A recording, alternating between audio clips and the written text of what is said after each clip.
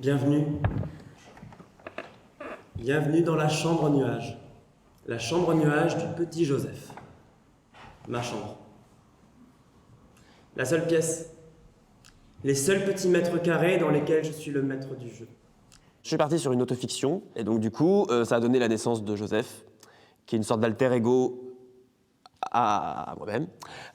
Et Joseph, on l'a placé dans une campagne où il travaille à l'usine, où il vit dans une ferme, et un jour, il a eu un accident à l'usine, et du coup, c'est son déclencheur pour s'en aller, pour aller vivre ses vrais désirs, ce qui engage aussi donc de dire à sa famille je vais partir. Donc c'est surtout ce rapport de comment on dit des choses comme ça à ses proches, quoi. Et pour ça, il est aidé de Billy, qui est un personnage gênant.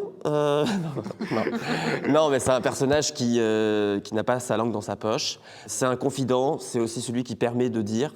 Parfois, Billy me demande de l'embrasser, mais je considère plutôt Billy comme un ami. Bah ouais, mais sous ta blouse, il y a ce blues que j'aimerais couvrir d'amour.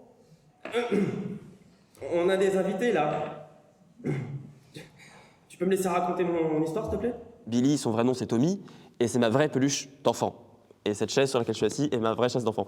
Donc je joue avec mes propres souvenirs d'enfant.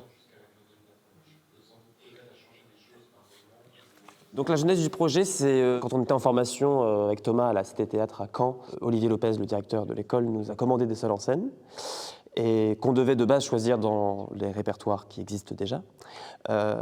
J'arrivais pas à trouver. J'ai décidé d'écrire mon propre seul en scène. Et puis Thomas m'a rejoint ensuite sur le projet pour le mettre en scène. Et voilà. Nous y voilà, jour J. Jour du « Pourquoi tu nous abandonnes ?» Jour où tout recommence. Instant fatidique où je vais devoir dire pour partir. L'usine, ce n'est pas pour moi. La ferme, je n'en veux pas. Les filles, ça m'intéresse pas plus que ça. Moi, là, ce que je veux, c'est vivre la vie libre avec Sam et son camion, et c'est tout. Ouais! Ok, la même chose, plus net sur le corps. Ok. Là, tu as juste tourné la tête, alors que quand tu regardes là-bas, l'ensemble du corps, ouais, du corps. Oui.